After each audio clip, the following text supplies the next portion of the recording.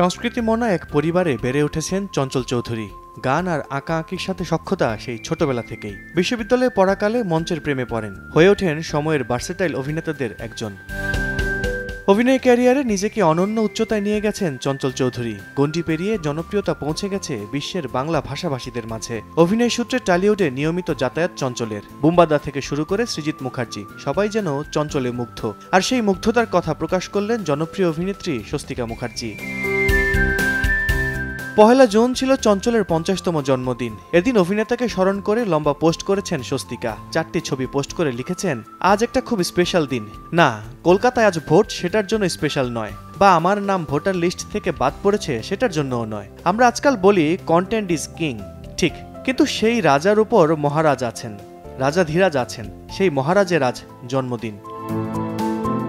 স্বস্তিকা আরও লেখেন, নিজের কর্মজীবনে যত ব্যস্ততাই থাকুক না কেন, আমি তার একটা কাজও মিস করি না। ফার্স্ট ডে ফার্স্ট শো দেখার যে উত্তেজনা, সেটা কি আর ছাড়া যায়? তাই স্ট্রিমিং শুরু হলেই আমি টিভির সামনে। রাত জাগতে হলেও দেখা না শেষ করে উঠি না।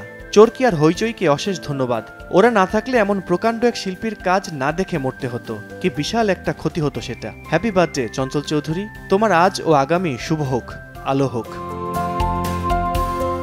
নিজের ফেসবুক পোস্টে চঞ্চলকে একটি প্রতিষ্ঠান বলে উল্লেখ করেছেন স্বস্তিকা মুখার্জি। লিখেছেন, তোমার বাম দিকে তাকালে বোঝা যায় না তোমার ডান দিকটা কেমন। এমনভাবে চরিত্রে হয়ে ওঠো যে চিনতে পারা ভার। আরও ভালো কাজের অপেক্ষায় ছিলাম, আছি, থাকবো। আমি অভিনেতা হিসেবে খুব লোভী, সব ভালো কাজ নিজের করতে চাই। দর্শক হিসেবেও লোভী, সব ভালো কাজ দেখতে চাই। আর সেই কাজ তোমার হলে তো কথাই নেই। তুমি একটা গোটা ইনস্টিটিউশন। প্রত্যহ শিখি অভিনয়ের নতুন সব দিক দিগন্ত। লম্বা স্ট্যাটাসের শেষে ভূতের ভবিষ্যৎ সিনেমার এই অভিনেত্রী লেখেন, অফুরান ভালোবাসা নিয়েও আমার প্রিয় শিল্পী, যেন আমি তোমার সবচেয়ে বড় অনুরাগী। এ সময়ের ব্যস্ত অভিনেত্রীদের মধ্যে স্বস্তিকা একজন। ওটিটি ও রূপালী পর্দায় সমান পদচারণা তার। বাংলা ও হিন্দিতে কাজ করছেন চুটিয়ে। শোনা যাচ্ছে রেদওয়ান রনির পরিচালনায় দম সিনেমায় চঞ্চলের বিপরীতে অভিনয় করবেন তিনি। আল কাসির, সময় সংবাদ, ঢাকা।